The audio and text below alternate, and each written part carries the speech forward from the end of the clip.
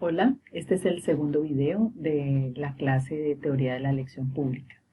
Estábamos en las reglas de votación y vimos la regla de la unanimidad. La regla de la unanimidad tiene una virtud y es que todo el mundo está de acuerdo, así que no hay alguien que asuma costos por haber tomado la decisión. ¿Sí? Ahí no hay nadie que pierda con la medida, dado que todo el mundo estuvo de acuerdo.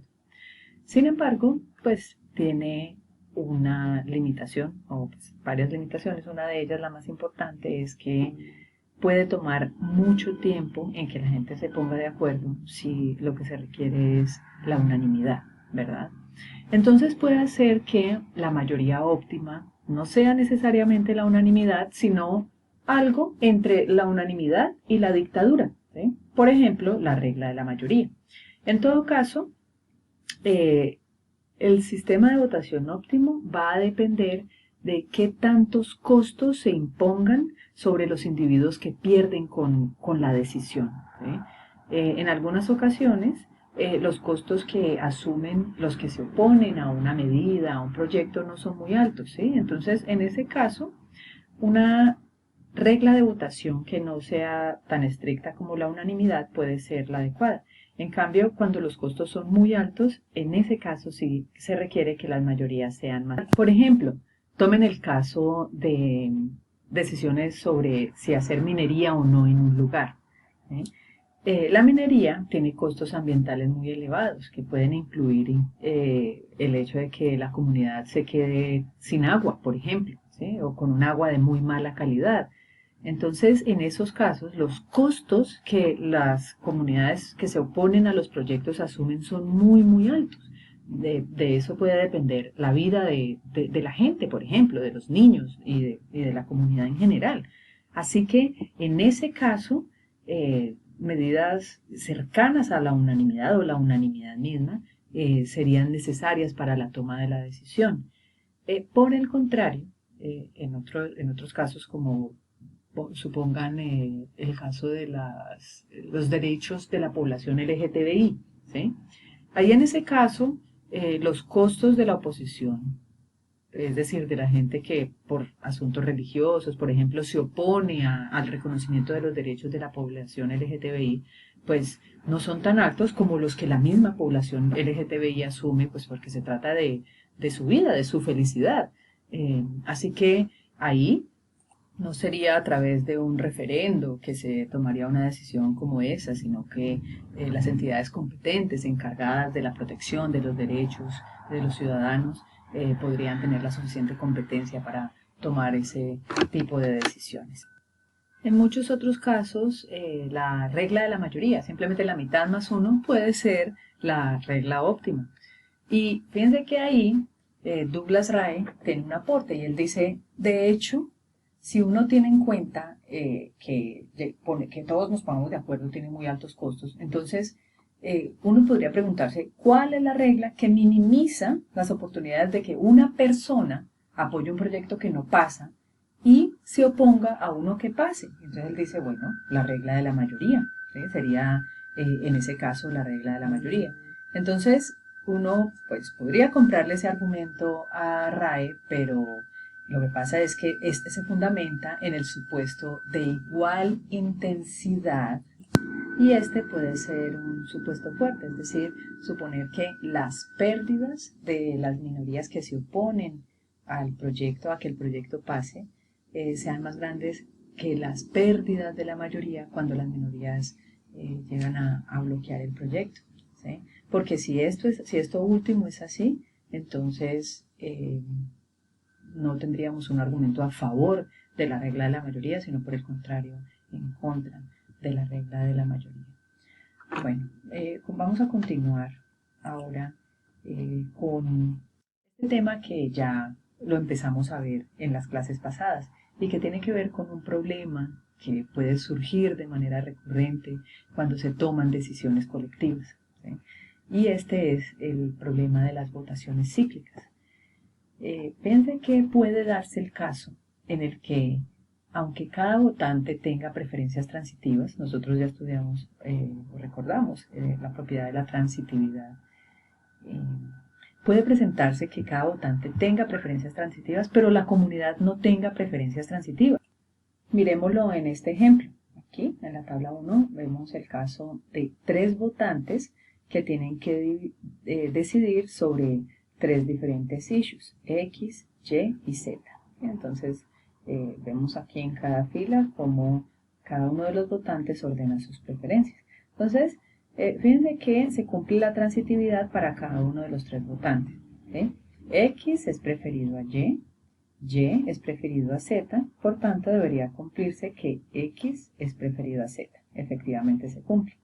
En el caso del votante 2, Z es preferido a X es preferido a Y, por tanto debería cumplirse que Z es preferido a Y por transitividad. Y asimismo, pues en el caso de 3, lo podemos ver, Y es preferido a Z, Z es preferido a X, por tanto debería cumplirse que Y sea preferido a X, como efectivamente se cumple. ¿Listo? Entonces se cumple la transitividad en las preferencias individuales. Ahora veamos la comunidad. ¿Sí? Miremos entonces primero la relación de preferencias entre cada uno de los issues. ¿Sí? Vemos que respecto a X y Y, 2 votantes prefieren X a Y, por tanto la comunidad prefiere X a Y. Comparando Y con Z, 2 votantes prefieren Y a Z, por tanto la comunidad prefiere Y a Z. Y comparando Z con X, vemos que 2 votantes prefieren Z a X, por tanto la comunidad prefiere a X. Entonces, fíjense cómo se viola la transitividad de las preferencias sociales.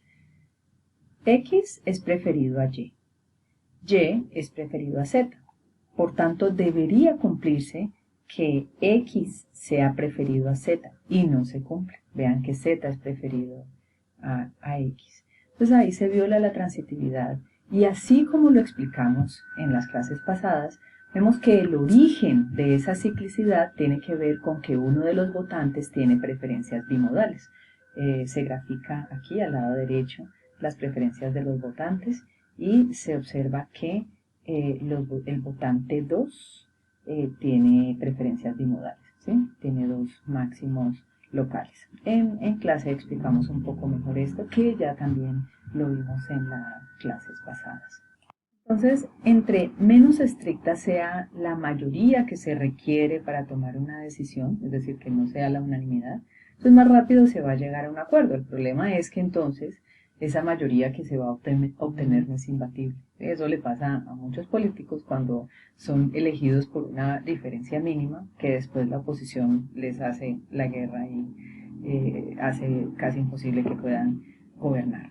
Estoy resaltando aquí este último bullet en rojo porque nos va a servir más adelante cuando estemos hablando del teorema de la imposibilidad de Arrow, ¿no? Para esta argumentación que Müller hace muy bonita, una explicación pues del teorema de la imposibilidad, y es que si todos los ordenamientos de preferencia en la comunidad son igualmente probables, la probabilidad de que ocurra una votación cíclica es alta. Tenemos entonces que si las preferencias de alguno de los individuos que deciden son bimodales, pues habrá problema para alcanzar un resultado consistente por regla de la mayoría. Esto no sucede si las preferencias son unimodales, ¿no? Como en este caso, fíjense. Y aquí entonces es la preferencia del votante mediano la que decide. Recuerden cómo definíamos al votante mediano. Es aquel votante cuyas preferencias dividen a la población exactamente en 2. En este caso es el votante 3. Y Charles Plot aquí hace una contribución diciendo que un equilibrio por mayoría va a existir si hay un máximo para un y solo un individuo, y los restantes individuos pueden ser divididos en 2 grupos con preferencias opuestas. Esto es exactamente la idea del votante mediano. Ahora nos vamos a referir a este problema que puede surgir en el comercio, en la regla de la mayoría, que es el comercio de votos, del que ya hablamos en las clases pasadas. Aquí tenemos otro ejemplo, que es el que Müller muestra en su paper. Fíjense que tenemos 3 votantes y 3 issues, otra vez. Aquí solamente para los individuos B y C, los 3 proyectos, alguno de los 3 proyectos les genera utilidad positiva. Para A, por ejemplo, todos los proyectos le genera de su utilidad. ¿Listo? Entonces, recuerden que aquí, pues por regla de la mayoría, cada proyecto para poder pasar tendría que obtener mínimo 2 votos, ¿sí? Porque son 3 votantes.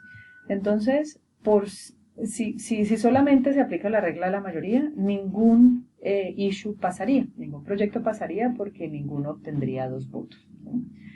Así que en este caso, lo que va a permitir que probablemente algún proyecto pase es el intercambio de votos, es decir, que uno de los votantes intente persuadir al otro para que vote por el proyecto propio y el proyecto del otro individuo y así pues lograrán pasar los 2 proyectos. Nosotros vimos la clase pasada un ejercicio en el que esta práctica del comercio de votos no era beneficiosa para la sociedad porque pasaban proyectos que el beneficio neto social era negativo.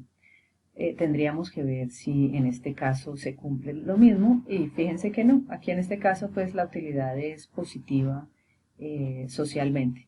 Así que pues este es un ejemplo en el que el comercio de votos no es tan dañino como en el que vimos en la clase anterior, ¿sí?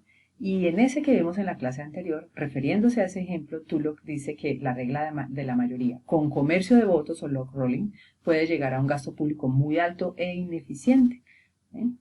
En la clase vamos a repasar nuevamente cómo es que podrían negociar estos votantes para pues lograr que pase el proyecto que están apoyando a través del comercio de votos. Ahora vamos a hablar de la elección pública en una democracia representativa y aquí nos vamos a referir nuevamente al votante mediano. Hablemos del teorema del votante mediano que Huttel y Down plantean. Este se basa en un sistema bipartidista y lo que se plantea es que si cada individuo vota por el candidato que sea más cercano a su posición favorita, entonces el resultado va a ser que va a ganar el candidato que escoja la posición óptima del votante mediano, ¿sí? Este teorema, pues, digamos, tiene mucha utilidad teórica, pero se basa en 3 supuestos que pueden ser fuertes, al parecer, ¿no? La unidimensionalidad, es decir, como si a los individuos les interesara solamente un tópico, la no abstención y también el bipartidismo, ¿no? Entonces, uno diría, bueno, ¿qué pasa si se relajan estos supuestos? En la vida real, pues, en varios países hay más de 2 partidos. Sin embargo, lo que nosotros observamos es que puede ser que al final, al menos en los últimos procesos de la elección, cuando hay coaliciones, casi que quedan solamente 2 partidos, ¿sí? En países como el nuestro, en el que hay más de 2 partidos importantes. En cuanto a la unidimensionalidad, pues no necesariamente es muy fuerte el concepto, el supuesto, porque en ocasiones los individuos pueden estar interesados solamente en un tema. O sea, piensen cuando aquí a Colombia la gente lo único que le importaba era la seguridad democrática, ¿sí? Y después cuando a la mayoría lo que le importaba era la paz, ¿sí? A toda costa, no importaba todo lo demás, sino que eso era lo importante. Entonces, no es tan fuerte ese proyecto, ese supuesto de unidimensionalidad. En cuanto a la abstención, pues ahí sí puede haber inconvenientes en la medida en que no solamente por estas razones que señala Müller, el caso de la indiferencia si las posiciones de los candidatos son muy cercanas o por la alienación, sino pues por mera indiferencia los individuos podrían no abstenerse. Entonces, probablemente en estos casos la estrategia óptima no sea la del votante mediano, ¿no? Se puede presentar, por ejemplo, que si la preferencia es unimodal y sesgada, entonces la estrategia óptima del candidato sea más bien ir hacia la moda, ¿sí? Por ejemplo, seguridad democrática, no importa que todo lo demás no sirva para nada, pero si eso es lo que la moda está pensando, entonces hacia ahí se va el candidato y va a tener el triunfo. En cambio, si es multimodal, puede hacer que las estrategias vayan a 2 modas distintas y eso los candidatos lo deban identificar. Bueno, en el siguiente video vamos a continuar con esta discusión de los sistemas de elección.